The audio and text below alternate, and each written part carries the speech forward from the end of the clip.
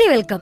ഞാൻ sister Christy FCC, Assisi voice channel reporter. ഇന്ന് 2002 July 31. അമേരിക്കയിലെ ആദ്യ തദ്ദേശീയ വിശുദ്ധനായ ഹുവാൻ ഡിയോഗയെ ജോൺ പോൾ രണ്ടാമൻ മാർപ്പാപ്പ നാമകരണം ചെയ്യുന്ന കർമ്മത്തിനാണല്ലോ നമ്മൾ ഇതുവരെ സാക്ഷ്യം വഹിച്ചത്. ഹുവാൻ ഡിയോഗയെ വിശുദ്ധനാക്കാൻ കാരണമായ സാക്ഷി ജോസെ ബരാഗൻ നമ്മോടൊപ്പം ചേരുന്നു.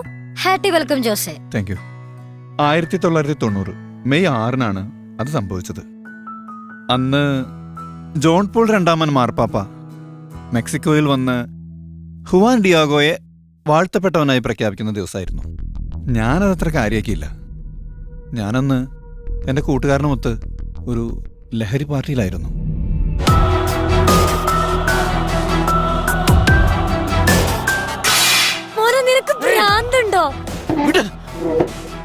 എനിക്ക് മടുത്തു. എനിക്കിത് ജീവിക്കണ്ട. എനിക്ക് മരിക്കണം.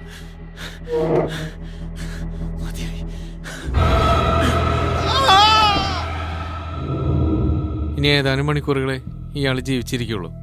ഹോസ്പിറ്റൽ ചാപ്പലിൽ രോഗിലേപനം കൊടുത്തോട്ടെ. എനിക്കിനി ആരാണുള്ളത്? ഇപ്പോൾ ജോൺ പോൾ രണ്ടാമൻ മാർപ്പാപ്പ ഹുവാൻ ഡിയാഗോയെ വാഴ്ത്തപ്പെട്ടവനായി പ്രഖ്യാപിക്കുകയാണല്ലോ. നമുക്ക് വിശുദ്ധനോട് പ്രാർത്ഥിക്കാം.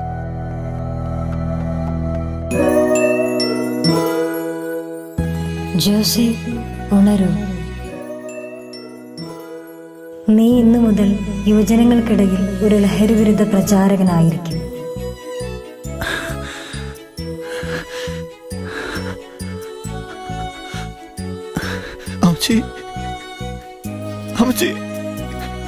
മോനെ, വിശുദ്ധ ഹുവാൻ ഡിയോഗയെ ഒന്ന് പരിചയപ്പെടുത്താമോ?